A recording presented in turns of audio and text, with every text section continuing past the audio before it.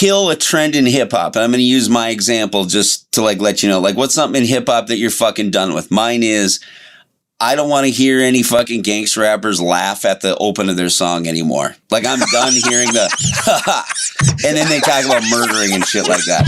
Oh my like God. You don't tell us what's funny. You don't fucking it's some total I'm just so fucking done. It's never even a real laugh. It's just, that is the funniest shit ever. That is hilarious. That's fucking hilarious. Well, you know what's fucked up? I can't kill that because I usually catch people in the middle of talking and just hit record. Yeah, I mean, we got yeah. I think if I wanted to kill anything in hip hop, I will kill off dissing deceased people in your music. That's a good one. Oh, I didn't know people did that. Oh shit! Yeah. What's an example? Like what's a big example of that? There's a song called Dead Bitches. FBG Duck. He has a rival gang and he is just talking about all of the dead homies. Fuck your dead partner. Fuck this dead person. Fuck him. We smoking on. Yeah, okay. I know now. I know that. I should have. I forget you're from Chicago. Yeah, Never mind. That's next level. Yeah, that's next level. So yeah, I would kill that trend. Yeah, that's the one. That's the one thing I would kill off for sure. What's one thing that you would bring back? Making your music regional again. Yeah. So that we can clearly identify where the fuck is right. Okay. And the reason I say this, right? So I broke this down to somebody. I was working on an album and I was like, think about the greatest rap albums ever. Mm-hmm. They were so regional. When you think about Mobb Deep's The Infamous, they talked about Queensbridge as if everybody else should have known what Queensbridge was. And that's how people learned about it. Same thing with Outkast. Yep. Listen to Outkast. One of Outkast's biggest songs is Elevator. Mm-hmm. Me and you, one for the money, yes sir, two for the show a couple of years ago on Headland and Delow. Mm-hmm. If you're not from Atlanta, you don't know what Headland and Delow is. Right. You don't know what me and my nigga wrote the Martyr through the hood. You don't know what the Martyr is if you're not from Atlanta or you haven't been there. Right. Listening to The Chronic, listening to all of the Screw tapes. You listen to all of this music and it's so regional, but it was like nobody else could do it if you weren't from that space. Mm-hmm. Now, and you know I'll deep dive on hip hop. Yeah. Do you know the last album that did that? What? Good Kid, Mad City. Damn. Now think about this. If that's the last album in recent times that did that, making the music regional, down to the skits. Hey, where your mama stay? Yep. Where your grandma stay? Look, I'm on Rosecrans. I'm in the van. Think about it from this point of view. That's the longest running album in Billboard history. Facts. That album has been on the top 200 since the day it came out, and it's never left. Yeah. Speaks volumes. Go back to making regional music. That speaks volumes. That speaks volumes. What's yours, Ed? Mine is bring back the Big Up track. So back in the days, you would, all the major albums, you would have one track. It was usually the last track. Yeah, it was usually the last track. It was usually the last track where you basically shouted everybody out. The last time that was done in recent history, J. Cole did it. So J. Cole did it. Prior to Cole? Kanye, yes. Kanye did it. Yep. The most recent, Cole did it. Cole did it. Yeah. Okay, yeah. Forest Hill Drive. Forest Hill Drive. Wait a minute. Yeah. Can we bring back the remix that actually had a different beat? Yeah, completely. Yes, exactly. The Pete Rock remix. The DJ Premier remix. And don't put it on the album. Remix. And don't put it on the album. You can't put it on the album. It gotta be a single. It has to be a single. And it gotta be by a specific producer, and it has to be titled Their Remix. Exactly. The Timbaland remix. The Dilla remix. Bring that shit the fuck back, man. Yeah, I'm with that. 100%. Welcome to another episode of the Taste Music Here Food Podcast Show. I am your host, Ed Porter. This is the place for food, music, and culture, and how they all connect. Oh, dude, I'm gonna watch it now. I think it's Welcome to another episode of the Taste Music Here Food Podcast Show. I am your host, Ed Porter, and this is the destination for food, music, and culture and how they all connect. My guest tonight is first off a gentleman that I have a great reverence for. I love this dude. It's my brother. Inspiration on many fronts, but I am going to pay him his just due respects with this intro right here. Here we go. Today's guest is one of those people whose fingerprints are on moments you felt before you even know his name. A Chicago-born Grammy-nominated songwriter and producer with an ear for sound, an eye for talent, and a resume that touches Kanye West, Dr. Dre, Lil Wayne, 2 Chainz, Sci-Hi the Prince, Jeremiah, Big Crit, Jack Harlow, Rhapsody, Cassie, Fabulous, the Ozzy Brothers, and yes, even yours truly. But what makes this conversation powerful is not just the credits. It's the philosophy behind the sound. This man talks about music as something without no boundaries, something he creates with movement, faith, instinct, and what he calls God-level energy. He's also using this platform to speak into mental health, education, coaching, and the well-being of creatives. On TMHF, we always say food is anything you consume, and music is the vibration of life. So today, we're talking about what he consumes as a producer, what frequency shaped his gift, what it costs to stay original in an industry built on trends, and how you protect your spirit while creating sounds that outlive the moment. Welcome to the Taste Music Here Food Podcast Show. My brother, Mr. Mark Byrd. Man, my brother, thank you. That was the greatest intro ever. We can actually not do the podcast because you said everything. Podcast is over. We're done here. Shut it down.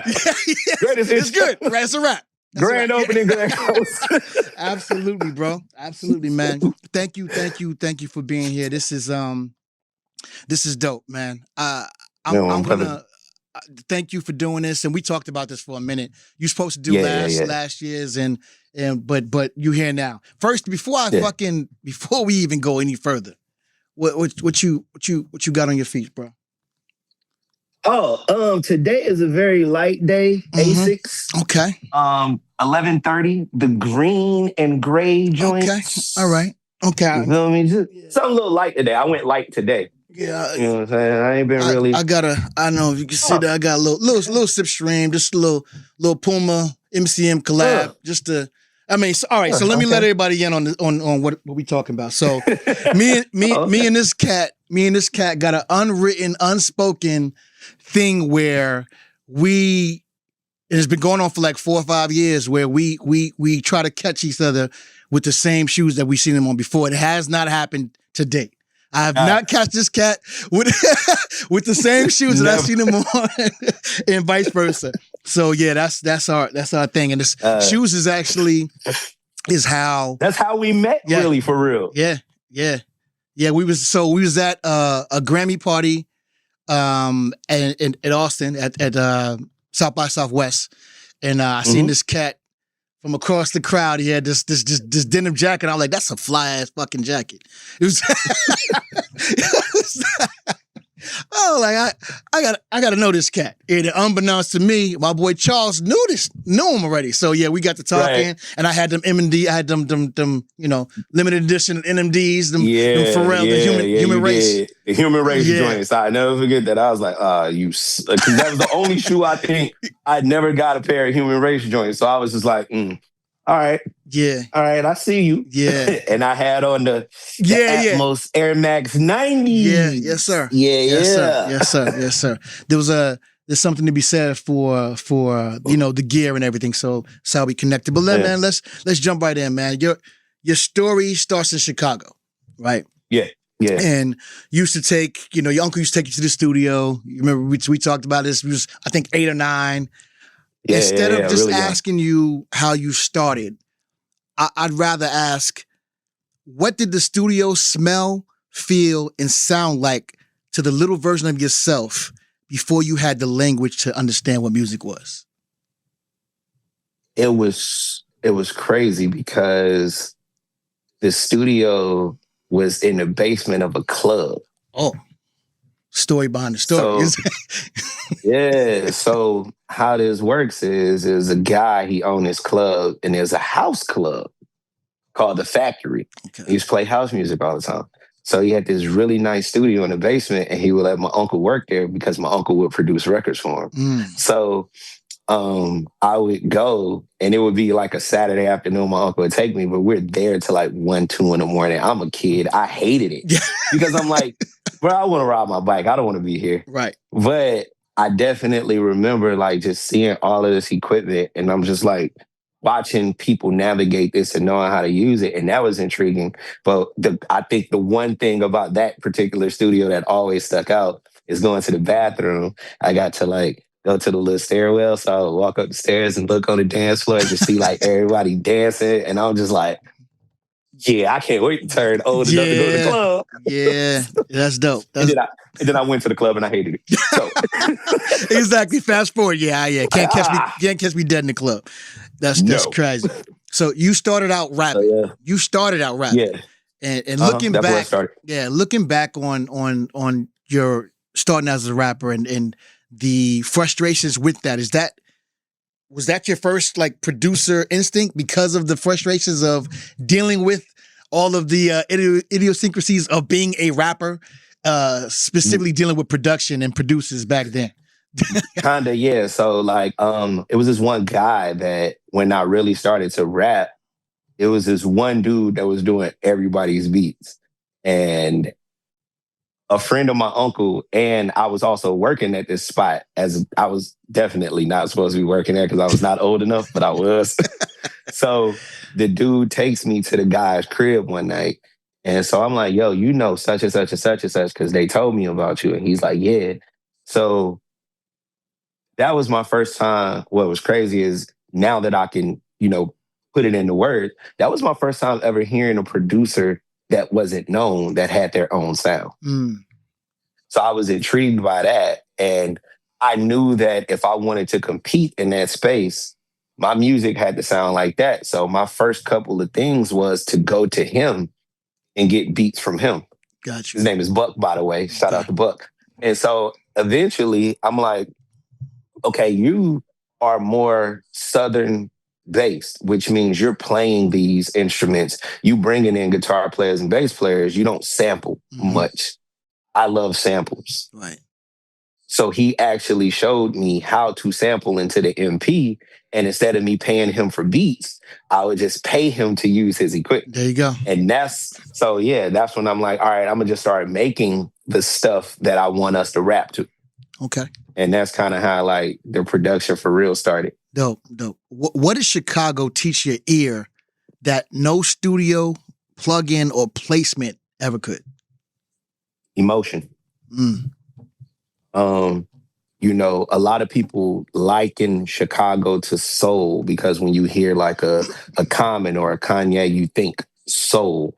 But Chicago is really just emotion. When you think about any and every artist that has come from Chicago, every Chicago artist makes you feel something, even down to the Chief Keefs and the Lil Durks. You feel something when you hear it. It might not even be something that's familiar or even something that you necessarily want to feel, but you do. Right. Chicago is a very emotional city. So that's what it taught me, is how to tap into that when I'm creating. Like listening to a record like Twisters Feel So Good is quintessential Chicago summertime record. You feel it. Like when you hear it, you're like, oh, I know what this feels like.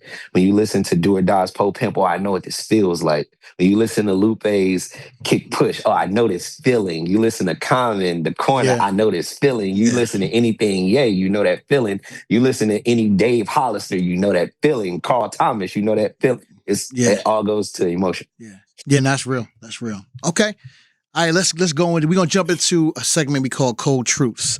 So, every flavor tells a story. Every story holds a truth. This is Cold Truths, presented by Just Fruit Sorbet Atelier, the new standard in sorbet, pure fruit, thoughtfully crafted, fruit at its most honest, chef-driven, small batch sorbets, made with real fruit, organic ingredients, and flavors designed to hit like a perfect record at the perfect time. All right, so what we do here is I'm gonna ask you a question that if you was in studio, we would be tasting sorbet right now. But since you're not, we're gonna skip the tasting, and we're gonna go right to a question that is going to require your absolute 100% unadulterated truth. All right, which I know that you're gonna do it anyway. So, all right, and this is something I think is gonna benefit the young producer. Okay. Is the game really about talent, or is it about taste, relationships, timing, and emotional endurance? All of the above. It's all encompassing. You can have all of the talent in the world, but do you have the relationships to get you to show your talent? Right. Also, with that, you have to have the emotional endurance to be able to go and get those relationships. And you also have to have the taste level to understand where you are and what other things require. Right. Meaning, when I work for this person, I have to have the taste level to say, no, this is not their caliber. Mm-hmm. This is their caliber. So I have to do that. This is their caliber. Let me go there. Yeah. And then you get your own taste level and you say, okay, if I'm going to do anybody's thing, if I'm going to help anybody and work with anybody, I got to do it how I want to do it because I've established my own taste. So yeah, it actually takes all of those things. Every last one of them. Yeah. You can't skip one. You cannot skip one. Yeah, discernment is an important thing. Okay. All right. So dope. That was Cold Truths presented by Just Fruit Sorbet Atelier, where the flavors are cold, but the conversations are honest. For more info, head to justfruitsorbet.com. All right. So as a chef, I think of production like building a dish, right? You got textures, you got temperature, restraint, contrast, memory. When you're building a track, what's your equivalent of seasoning? Ooh, it's like, that's tough because it's like you say, you don't, like the seasoning for me, for real, is like, you can have it all, but unless you sequencing probably is the seasoning. That's a good one.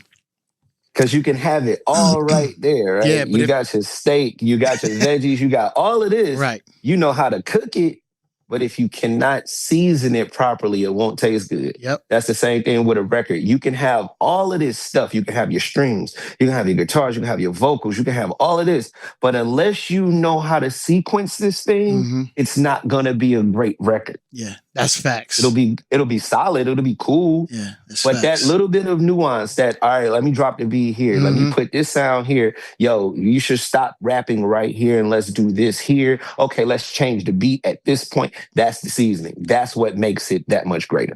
That is your fucking superpower. Because I've sat in that room where you're sitting right now, and and the sonically the when you break it down, the simplicity of orchestration with just something dropping out, something coming in, fucking synth at the right moment, the girth of the bass. Like, yo, there's only 6 things going on right now, but this shit feels enormous. And that's just super. Okay, I got one for you. What's the sonic version of Too Much Sauce? The sonic version of Too Much Sauce is too many instruments. Like, what are y'all doing? It didn't need all of that. What are we doing here? It's like, no, it's overkill, G. Like, you can overproduce a record. Yeah. How do I know this? That was a weakness of mine for a very long time. I would overproduce the record. I need to add this. It got to switch right here. No, sometimes, like you say, taste level, you got to learn when enough is enough. Yeah, less is more. Sometimes it don't need everything. Some dishes do require a lot more. Sometimes, man, like, you cannot, all right, let's just put like, okay, if you want blackened fish, right, you're going to do a little bit more to this. Right. But sometimes nothing outdoes salt, pepper, hot pan, and steak. It's true. True. Yeah. You just got to know when. And technique. And yeah, that's when the technique comes. Yep. Technique you comes. You just have to know when. Yeah. Know when and know how. Yeah. Yeah. That's crazy. So, all right, let's take into consideration location. So in food, we call it terroir, right? We call it terroir. So that's where something is derived from. How do you carry the city without being trapped by people's expectations of what Chicago music is supported or supposed to sound like? Because you being born in Chicago, lived in the A, made some serious traction in the A, and then to where you are right now in Houston. Spent a lot of time in LA, spent time in New York, lived in Baltimore, and in Philly a lot. Do you feel that those pit stops have found a way to make this way into, your sound? Yeah. Okay. I think everywhere I went, I picked up something. And one thing about myself that I've explained this, and I think me and you've talked about this, and I've explained this to people. We're all inspired by something, but there's a fine line between being inspired and copying. So how I didn't walk that line was I didn't want to know certain things. My two things that I always questioned was the how and the why. How did you do what you did, and why did you do it? As long as I can understand that equation can play into whatever it is that I'm doing. And so I just picked up little bitty gems and jewels from everywhere that I've ever been, but I always keep the integrity of who I am as a person at the forefront, which is why the music sounds the way that it sounds. Because it's always going to go back to what we just said, Chicago being emotional. That's why every piece of music that I play has some emotion to it. Yeah, that's dope. No matter what it is. But yeah, I picked up a lot of stuff from everywhere. I liken that to so if you're a baker out there, you've made sourdough bread. So sourdough bread, so sourdough bread is basically started from a wild starter. So you take flour and water, and then you have to leave it out, and you get spores and wild yeast from the air, right? So I know now. Right, I know now. now. All right, so look, so I had a starter that I started actually in New York that I brought here to Minneapolis that I took to the Bay with me, and went to I was in Chicago with it, and it made the best sourdough. How long have you had it? I had it for like fucking 15 years. Exactly. And it take better than any bread you could have because it had little bits and pieces of all these different places in it. And so that's, if you're living life right, you are a testament to the places and spaces that you've been in your life, for sure. Yeah, you walk it, you identify with these places, which also allowed me to tap into culture. So I identify with so many cultures that played such a huge part in producing, because it's like when I get to work with certain people, because I've been so many places and I walk so many places, people don't know how much I have absorbed their culture. Yeah, exactly. From even before we worked together, I already knew what your culture was because I loved it, and I've probably been around it, real close to it. So then we go back to that taste level. Yeah. Oh, I know how to do y'all thing, but let me do it. I'm gonna do it, but I'm gonna sprinkle a little. Yeah. Okay. Speaking of culture, are we in a culture right now where people are more consumed with, or people are consuming more noise than nourishment? So I look at sound and music, like it's like food, right? So you have empty calories. All food is not created equal. So you have shit food and you have good food, right? So music is the same. There's disposable, music, and then there's music that feeds the soul. So what are you thinking that we at right now as a populace? Yeah. We're definitely not consuming as much nourishment these days. But that's also because of abundance, right? And that's with anything. The quality, when you're trying to manufacture something in abundance, the quality checks are going to go down. You'll lose quality because you're trying to make so much versus you're trying to make just a few of these things. And I think that's what happened with the music. They've tried to mass produce success instead of producing great music. Right. Yeah. And that's what happened. You're trying to mass produce success. So what you do is you see that one thing that works and you try to make 150 of those one thing that works. And it works for a moment, but it doesn't sustain. Right. And there's no innovation. So, and there's right. lack of so innovation. for every one artist that is different, there's a few thousand that aren't. Mm-hmm. So that few thousand are at the forefront of this one artist that's different. You got to get through 3,000-4,000 of the same thing to get to that one thing that's different. Yeah. Yeah. By the time you get to that one thing that's different in correlation to food, you're full. Yeah. Facts. Yeah. And so that's real. That's real. That's real. Yeah. All right, let's talk about some accolades, man. Because I know you don't. You specifically, I can say this for you. You don't celebrate the wins, any wins. You know, it's just you're just too busy with your head down grinding. We're gonna talk about. You know, we date back to 2009. That's your first mainstream production credit. Yeah. Okay. Twisters, category F5. So this is 2026. 17 years. All right. Wow. Yeah. That's crazy. That's crazy. That's pretty nuts. Okay, then we jump into the freshman. So that's about 2013. Yeah. Actually, that was the freshman thing actually was more so 2006. Oh shit! Okay, so and that's when did you relocate to Atlanta? We ended up going to Atlanta in 2010. Okay, all right. So yeah, we were already so when the Twisted thing happened, we were already the freshmen. Yeah. Oh, okay. There we go. Yeah, right, but nobody knew. All right. So 2010. Yeah. And then 6 years later, Life of Pablo. Yeah. So I'm just mapping out. You gotta look at how stuff is compounding.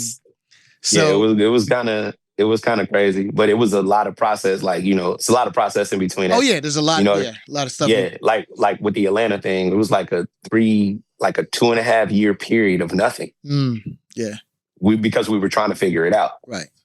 Yeah. So then it's like, all right, boom, boom, boom. Then it went fast, and then 2016, Life of Pablo, and you're like, right. Okay, wait a minute. This is crazy. Yeah. That's that Ye cosign is different. Yeah, and what was crazy, it was like the timing of everything. So Pablo happens, and literally a month after Pablo was the first time I met Dr. Dre. Wow. Actually, it wasn't even a month; it was weeks. Mm-hmm. Yeah, 3 weeks after. And then you was just in LA for a grip. You was That's when I met Charles. Yeah. I just randomly. I'm like, all right, I'm going to LA for 2 days. Yeah. 3 weeks later. Yeah. Exactly. Still walking around, just popping in the sessions. Yeah. But yeah, And then fast forward, I think, what was it, 2024 when you moved to Houston? 20. Yeah. Okay. Tail end of 20. So you can kind of say 21. Okay. Yeah. 21 if we want to be technical, because it was like November of 20. So it was like really the tail end. Yeah. Just got tired of the industry itself, and I wanted some quiet. Yeah. And I remember the big homie telling me, sometimes you got to shut the world off to hear what's inside of you and to pull it out. So yeah, me coming to Houston was shutting the world off, because now I'm not influenced by the loudness of Atlanta because there's so much going on there, or the loudness of LA, or the loudness of Chicago and New York, because there's so much going on in these places. Houston was seemingly quiet. Yeah. At that time specifically. Yeah. At that time, it was very quiet. So okay. With all the things that we talked about, what's something you're proud of that the public would never know from reading the credits? I don't even know if I can say that on camera for real, because that's kind of like, violating some things. I'll just say there's quite a few projects that are like massive projects that I lent a helping hand on. Okay. And you would never know it even by reading the credits. Some songs were not credited properly. Right. Yeah. But I'll say this. if you are a credit reader, the one thing I'm super proud of is Saha's No Dope on Sundays album.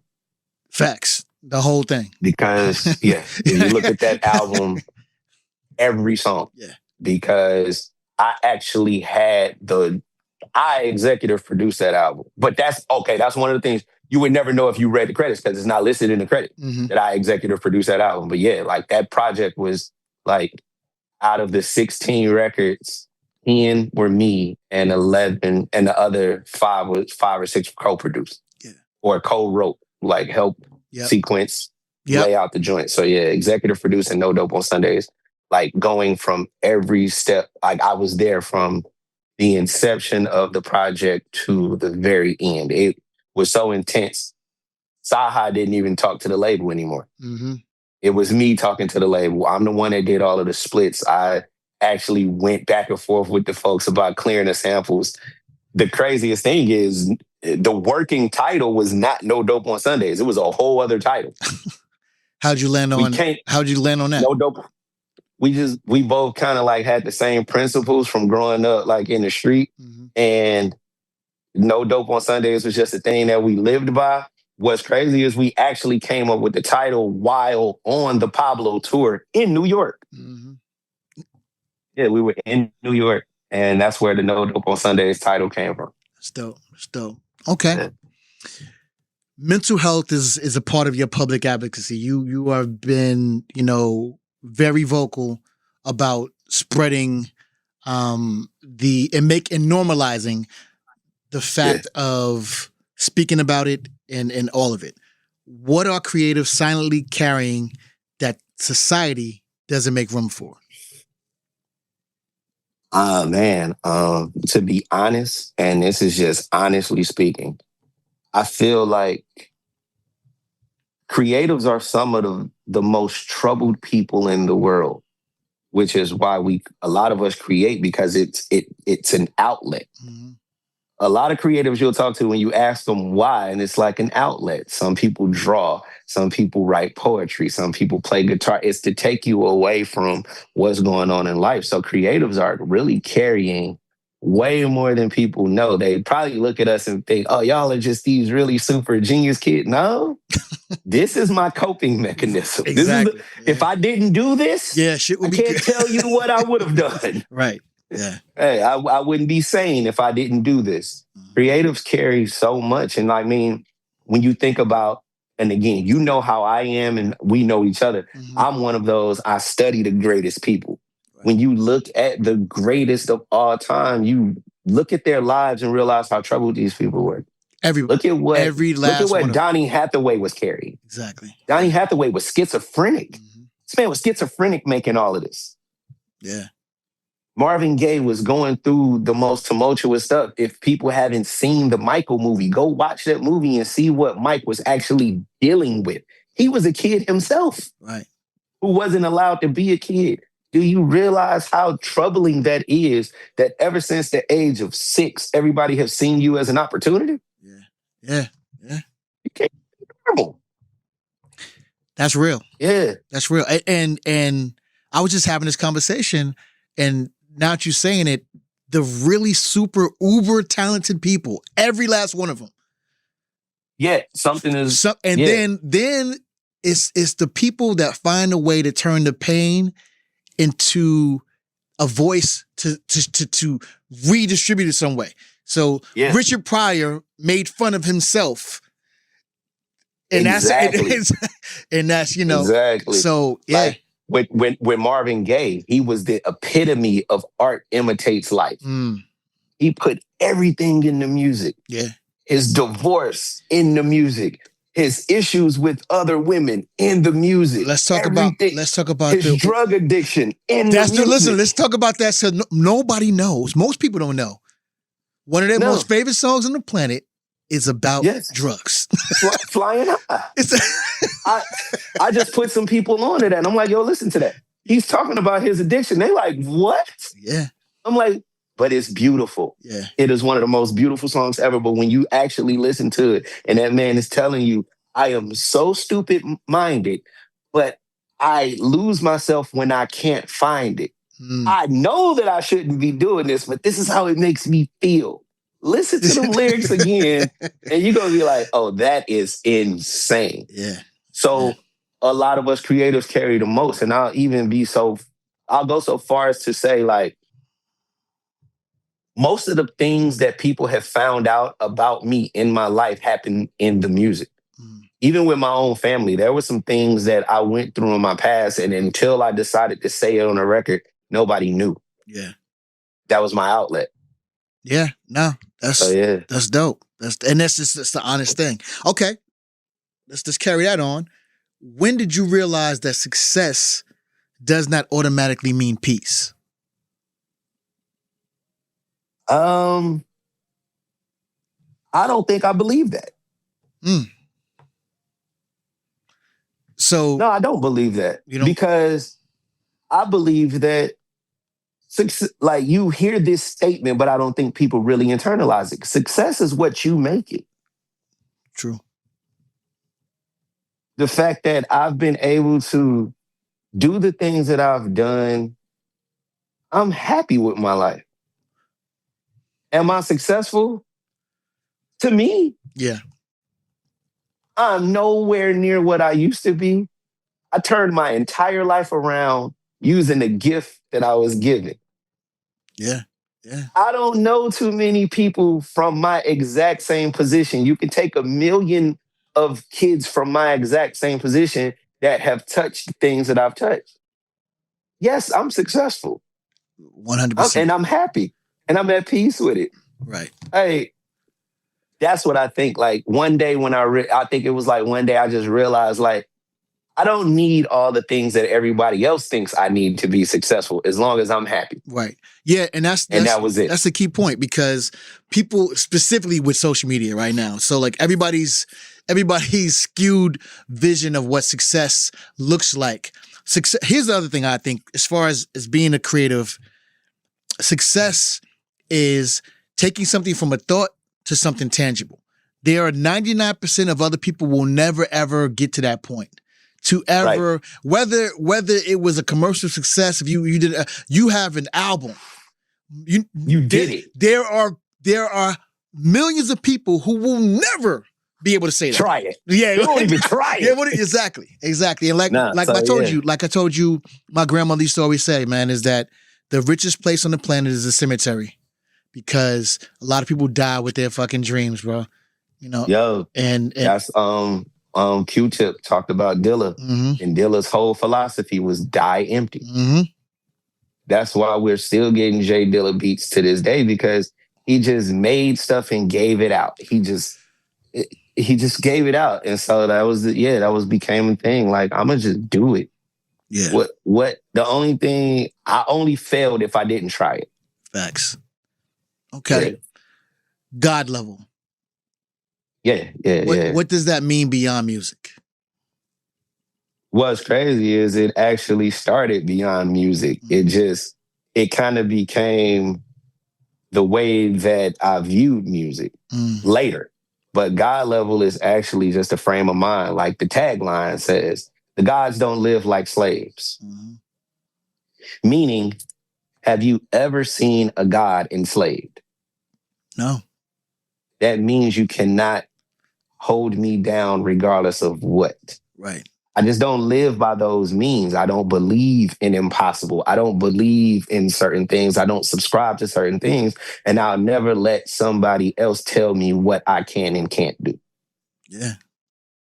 And then it just became that way with the music, because I started to look at the music and going back to what you were saying earlier, learning how to figure out those things where it's only 6 things in here, but it sounds enormous. And that became my measuring tool for myself. If it's not there, I don't want to stand by it. Right. And that means for me. So that means I'm not going to give it to somebody else if it's not there. I'm not going to co-sign myself if it's not there. Right. So that's why God level became the title, because it was like that became the measuring tool for myself. That was your ethos. And by the way, the jacket I was talking about, that it was at that party, God was level. a God level jacket. Yeah, I seen. Shout out to my mom. She made that. There you jacket. go. It was my idea. I know. Listen, you told me you was going to holler at moms so I can get my jacket. She back in the kitchen now. Okay, we can make it happen then. Listen, I will drive there to pick it up. She back in the lab now. That's what's up. All right, so what do you feel called to teach the next generation of creatives? Because the reason why I asked that, let me. Okay, I'm going to preface it first. Okay, yeah. So you are positioned as a coach, a speaker, and a consultant. Mm-hmm. And so the question was, what do you feel called to teach the next generation of creatives?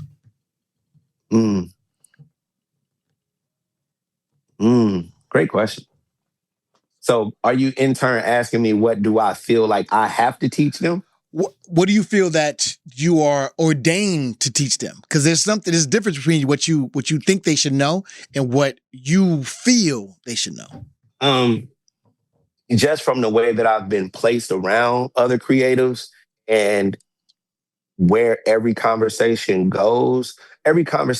actually goes back to me just reinforcing them as individuals. It comes back to that, and it comes back to God in the sense of, you have this gift.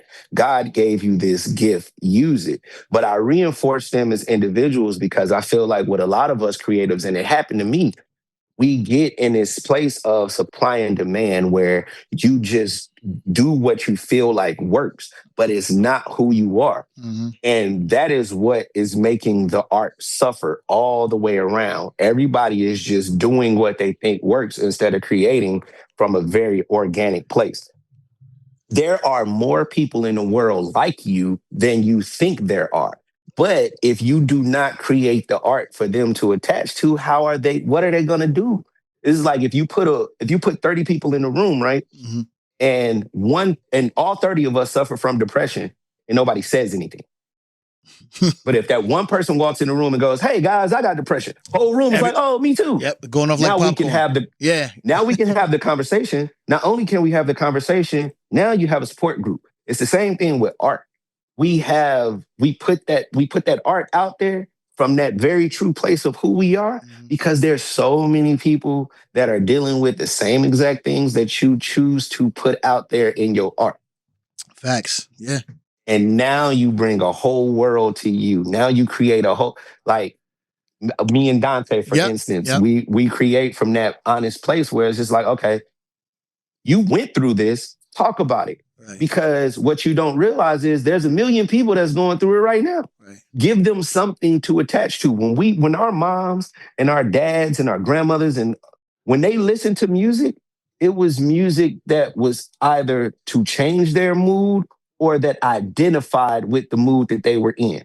We don't have that these days because everybody is just trying to make whatever is going to get the numbers. Yeah, no, that's real. That's what I feel like I'm called to do with the younger creators is, stay on that path. Yeah. Do it. Do you. Just be honest to it. Trust me, it's going to work. Yeah. It'll work.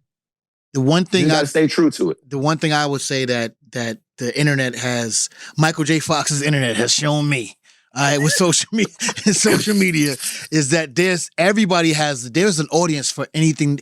There's somebody looking for what you are doing. Do not change. Do not change what you're doing. Man, there's enough people out there, and all you really need is about 10,000 people to really fuck with you. That's it, bro. My OG told me something during the era that I was in, that supply and demand trial era. Mm-hmm. And I promise you, from that day, I doubled down on exactly who I was. My OG told me, and this is one of the most prolific quotes that I've ever heard in my life, and I always recite this to people. There's a million people in the world that want to meet you. They just don't know it yet. Mm. Yeah. That's real. That's real. That's a good one. And ever since he told me that quote, I started leading everything with exactly who I am. Yeah, that's dope. All right. Yeah. We're about to get into the lightning round. All right. So, Oh, yeah. Oh, here we go. All right. So, here we go. I'm going to ask you some Probably questions. gotta get some. Yeah. Let's go. After this one. Yeah, absolutely. All right. So, ask you some questions. Give me the first answer that comes to mind. All right. All right. Let's go. Best producer tag of all time. Jesus, that is hard. I didn't say it was going to be easy, bro. Best producer Of all time. Does the Neptune's 4-bar county in It count? sure the hell does. I'm going to probably go with the Neptune's 4-bar. Absolutely. I'm going to probably go there because all of the other, everybody else that's like my favorite producers, they didn't have a tag. Exactly. That Neptune's 4-bar count? Yeah. Yeah. Okay. Yeah, that's a tag. It definitely okay, is. I'm going to go there. Okay. Yeah. Drums first or melody first? Melody first. Okay. Chicago deep dish or Harold's chicken? And what song plays when you eat it? Neither. Uncle Remus. and home run in pizza. Okay. Oh yeah. Nah. You can't give me this question. I'm just saying, bro. I mean, you have to go with I understand. Okay, all right. Okay, so for this, I'll go Harold. Okay, all right. Harold. Extra ketchup. And what song is playing when I listen to yes. it? Anything common. Oh, okay. Anything common. Okay. Yeah, anything common. All right. Yeah. The food. The food, yeah. The food. There you go. Great. One song you wish you produced. Dr. Dre's Let Me Ride. Yeah. Okay. That's just one of the most ill records ever. It's just like, I wish I produced that. Yeah. One artist's voice you'd love to build a whole world around. Marvin Gaye. Yeah. It's a great one. All right. Yeah. Finish this sentence. A beat is not finished until. I made it. No, nah, a beat is not finished until you feel something. Yeah, that's a good one. It's not done until you feel something. Absolutely. And before I let you go, bro, this is the question I want to leave with the audience. You personally, brother, have survived some things that would have stopped most people before they even started. Right? Yeah. This episode is the first, if this episode is the first time someone is hearing your name, what do you want them to do next? And what do you want them to feel when they hit play on your music? Wow. Hopefully, if they're hearing this for the first time, the first thing I hope they do next is actually internalize what I said here and find something that was said that's a gem for you and live with it. That's the first thing I would love for them to do next. Live with something that I said here, if you can. As far as what I want when they hit play on the music, I've always wanted probably one of 4 to 5 things to happen when people heard my music. I've always wanted people to hear it and the first reaction be like, yo, what am I listening to? I've always wanted people to hear it and know exactly what it is, but be like, yo, I cannot figure that out. Like, I can't duplicate that again. The ugly face, of course, all creators want the. Yes. And ultimately, I want you to feel something. I want it to take you somewhere. I want it to make you feel something. Either you feel exactly what we're doing, or what we're doing makes you feel something similar that you've been through. That's what I want. That's what I want. I want connection. Connect to the music. There you go. Yeah. All right. Tell everyone out there under the sound of your voice that's watching you where they can follow you, tap in with you. What's going on? Go ahead. Give it to them. All right. So here's another gem. Branding. That's right. People, Absolutely. Everything is the exact same with me. I am Mark Byrd. That is IAMMARKBYRD. That is literally everything. My website, IamMarkByrd.com. My Instagram, I am Mark Byrd. My Twitter, I am Mark Byrd. Facebook, I am Mark Byrd. TikTok, I am Mark Byrd. YouTube, I am Mark Byrd. Google, I am Mark Byrd. Yeah. Everything is legit the same. You just never change anything. That's branding. You're about to have 1 million emails now because everybody knows that your email is now I am Mark Byrd. I said that. It's in my bio anyway. As long as you click it and be like, email this guy. Like, yeah, right to me. I don't care. All right, Sean, man. Listen, if you wait, hold on. Let's expand. I'm gonna give you one more crazy thing about the I am Mark Byrd thing, right? This happened in 2007. Mm-hmm.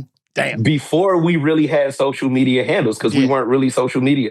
What happened was I did a mixtape and we put it out, and I would people went crazy over this tape, but nobody knew what I looked like. So I was like, how am I going to make people know? So I remember thinking about the old Bad Boy and the old Rockefeller promo merch. Think big, T-shirts. think free. So I get a bunch of I get like 5 black T-shirts. I get all white letters, big, that says, I am Mark Byrd. And I just started walking around with them. Oh, you the Mark Byrd dude from the mixtape. And that's how my social media handle was born. And listen, great marketing. Branding. Great, yeah, branding at its finest. At its finest. Yeah, way ahead of the curve. 20 years ahead of the curve. Way ahead of the curve. Yeah, listen, tapping with my guy, Mark Byrd, man. Listen for daily inspirations. You get everything from my man. He's seriously tapping with him. If you found value in anything that you heard today, like, comment, share, tag I am Mark Byrd. He'll tap it with you, man. Listen, if you find value in any of this, man, make sure you do all the things. This has been the Taste Music Here Food Podcast Show. I am your host, Ed Porter. Until next time, peace.